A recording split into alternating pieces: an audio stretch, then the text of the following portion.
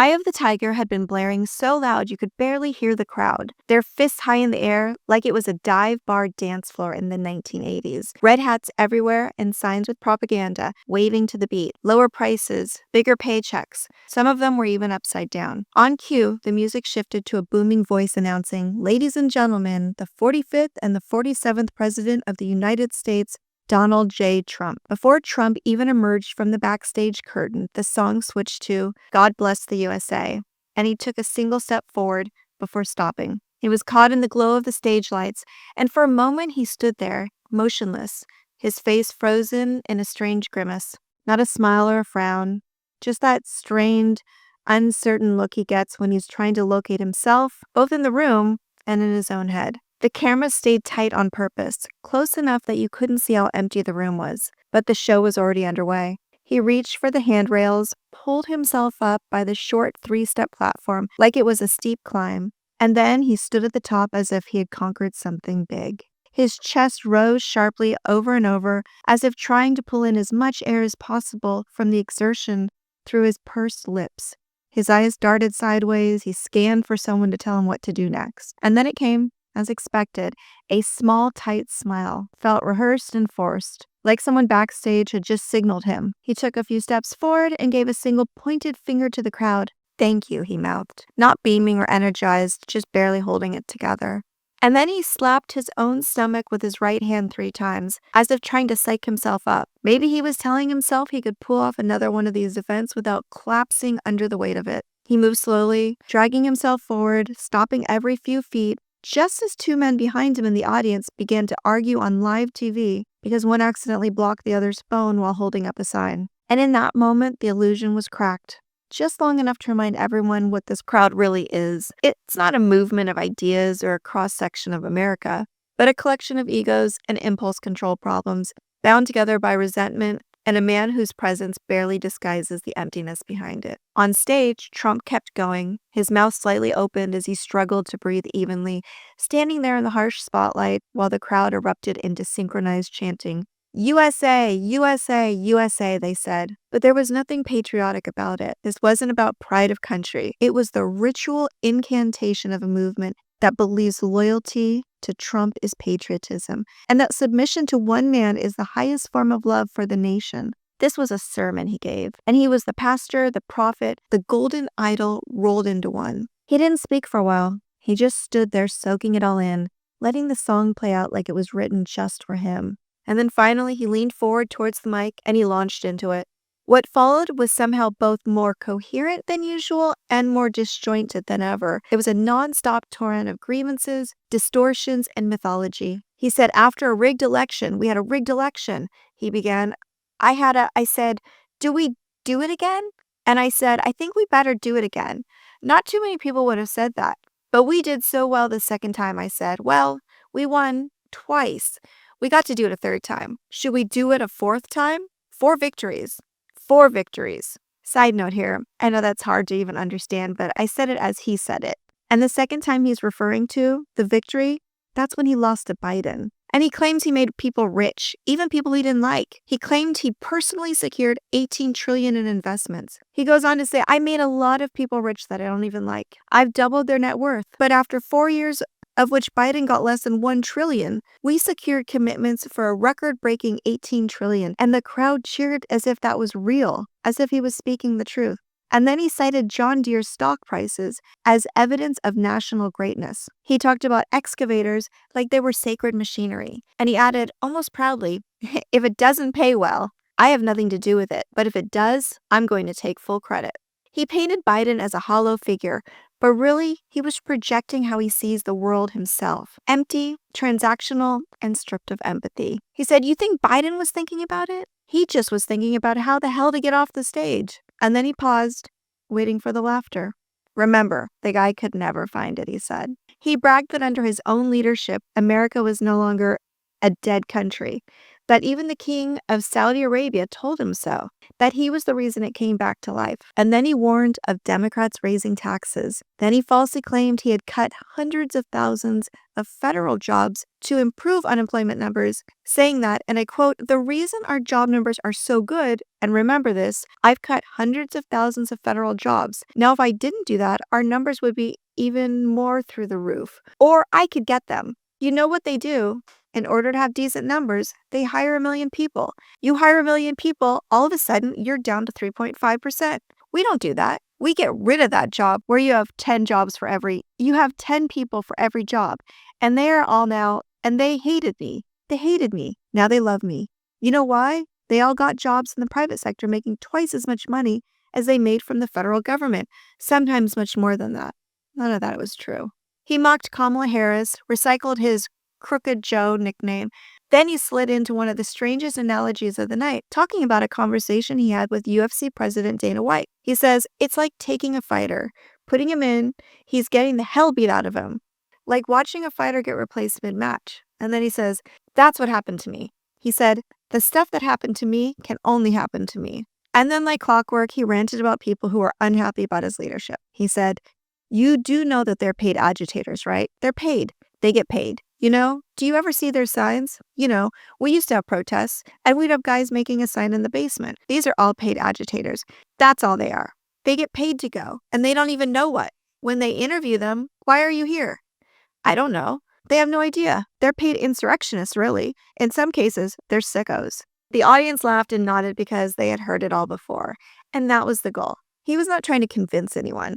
He was trying to create the feeling that everyone in the room was on the same side. The laughter signaled belonging, and the nodding signaled agreement. Once the mood is set, anyone who disagrees with him no longer seems normal. And that's how he wants it to work. If people like him, it proves he is right. If they do not, it is not because of what he has done or said, but because something is just wrong with them. He turns disagreement into a personal flaw, so opposition feels isolated and small even when it's not. But this was not just a rally about the midterms. It was a rally about survival, his grip on power, and his place in history. He knows the economy is breaking down for ordinary people. The data is clear. A Siena Research Institute poll released January 26 found that 70% of Americans rate the economy as no better than fair or poor. 51% say they cannot afford the life they believe they should reasonably be able to live, and only 35% feel they are better off financially than their parents, and 39% say that they are worse off. A CNN poll from January 16th shows a majority of Americans agree. 58% call the first year of Trump's term a failure, and 55% say that his politics have made economic conditions worse, not better. That's more than half of the United States. But even under the lights, with the music blasting and the crowd performing their part, the lies didn't make him look strong. They made him look desperate. And more Americans are finally seeing the truth. He doesn't care about this country or the American people. He only cares about himself. He went on to say, we can never forget what that group of morons did to this country. We can never forget. And we've got to win the midterms. That's why we've got to win the midterms. He knows what happens if he loses both chambers, even one chamber. His deck of cards crumbles quickly, and he looks like a fool. That's why he's going hard on the economy. He wants to make everything about the economy. He knows it's bad, so he's doing whatever he can to try to cover it up with lies. He feels that if he can't convince people that it's better than it is, he can at least keep them distracted, angry, and scared. Then he can make enough promises about what's to come that they'll forget what's happening today. But we have one thing going for us. Trump does not like it when things get messy. His optics are everything. When he walked into that stage in Iowa, he paused and he patted down his coat jacket, and then he kind of body checked himself to make sure that he was presentable. And only after that did he take a step forward. His imagery is everything. He knows he can't project the image of a powerful authoritarian if his body is visibly crumbling. And the same is true of everything happening around him. He doesn't care about anyone, let alone American citizens who die in these ICE raids. He doesn't care about unrest. He doesn't care about the destruction. He doesn't care about the federal occupation of an American city. But what he does care about is how it makes him look. That's why optics are his weak spot, and we need to exploit it. He is obsessed with watching TV. He's known to sit for hours, flipping between channels, waiting for validation. If even his apologists on Fox start to question him, or that the headlines start to shift even the slightest, he notices. He doesn't stop cruelty because it's wrong. He stops it because it looks messy. If it looks messy and like he's lost control, not because he cares about being seen as a bad person, he doesn't, but because he can't handle looking weak. And that's exactly why I feel hopeful today, because it's starting to look very messy for Trump. He's losing control. He's floundering. The streets look messy. The country looks unstable. He looks small and ill-equipped to handle the chaos he has created. And for Trump, that's the worst thing you could say or think. That's when he starts to retreat and the cracks begin to widen. And we are seeing the response to the pushback. There's talk of Border Patrol Commander Greg Bovino, who is known to channel a fascist aesthetic in his choice of clothing, being reassigned back to El Centro, California, where he'll be quickly retired with full benefits. That doesn't happen unless they're feeling the heat. Even Stephen Miller commented on what happened before Alex Pretti's shooting to CNN. We are evaluating why the CBP team may not have been following that protocol, is what he said. This is the same Miller who just days earlier called Alex Pretti an assassin who tried to murder federal agents. He posted that on social media, and J.D. Vance reposted it on X. That tells us that they're scrambling. Miller doesn't care about protocol. He doesn't care about Alex Pretti. What he cares about is control, and he sees that slipping. They know talk won't be enough this time, so they're trying to find a fall guy. That's what this is, and maybe it'll be Bovino or whoever else they think they can sacrifice to keep the rest of the machine intact. But it won't be enough. People are already calling for DHS Secretary Kristi Noem's impeachment, and if things keep moving in this direction, they might even go along with it. Not because they want to, but because they'll have no other choice. Trump does not want to get rid of her. He doesn't want to get rid of anyone because he knows that that's where his last presidency started to fall apart. The second people start getting fired, it signals weakness and instability. And he surrounds himself with people just like him, people free of any sense of real loyalty. So he knows that if he cuts them loose, they'll cut him loose too. And that never ends well for Trump. And the person supposedly replacing Bovino, that would be Tom Homan. And he's a perfect example of what's really going on. This isn't cleanup. This is doubling down. Homan was allegedly at the center of a federal bribery investigation after undercover agents recorded him allegedly accepting $50,000 in cash from a Cava restaurant-to-go bag from people posing as business executives seeking government contracts. After Trump came back into office, the probe was quietly closed without charges, and Homan began working closely with Trump's immigration team to expand enforcement authority and reshape ICE from the inside out. The swap from Greg Bovino to Tom Homan isn't reform. It's rot moving sideways. One evil man out, another evil man in. And we are not going to celebrate that. What we are going to do is celebrate this. People are speaking out. You can't open a social media app right now without seeing people speaking up. And I'm not just talking about activists or political accounts. I'm talking about regular people.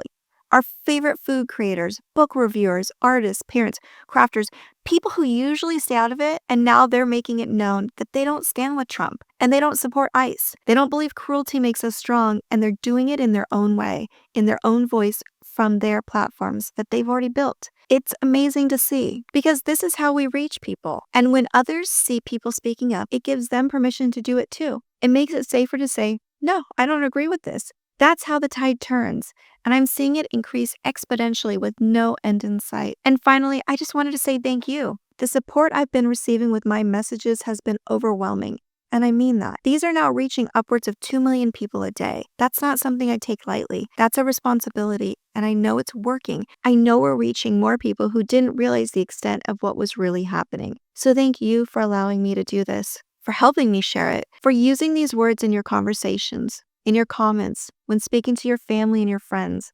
It matters. And for those of you who have signed up for my paid subscriptions, your support's allowing me to focus nearly 16 hours a day on this work and still keep it free for everyone. That's the only way that this works, and the only way that we reach as many people as we do. I don't ever want the truth behind a paywall. I want it out to the world, and the only reason that's possible is because of you.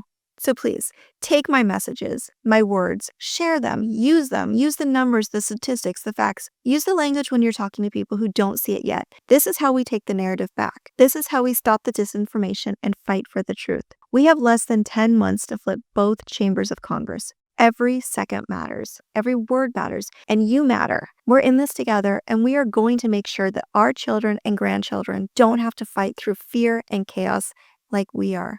We are building a better future for them right now. These coming months are going to feel both short and long. But once we take away Trump's manufactured, violent grip on power, we can finally shift to building a country rooted in the promise it was supposed to be built on, one that is free and fair for all people, where future generations grow up safe, informed, and never afraid of their government. That is why I have hope for America, and you should too. And if you've made it this far, we're probably on the same page, and we're definitely on the same side of history. I'm working hard to spread this message to reach as many people as possible. So if you can, please take a moment and make sure that you're subscribed to my channel. If you can share the video, like it, comment, anything to let the algorithm know to keep showing it to more people. And for all of my daily posts, you can find me on Substack just by searching Heather Delaney Reese, and I've included the link for you below. And remember, no matter how dark the days get, I will be here every single day, and we will always have hope for America.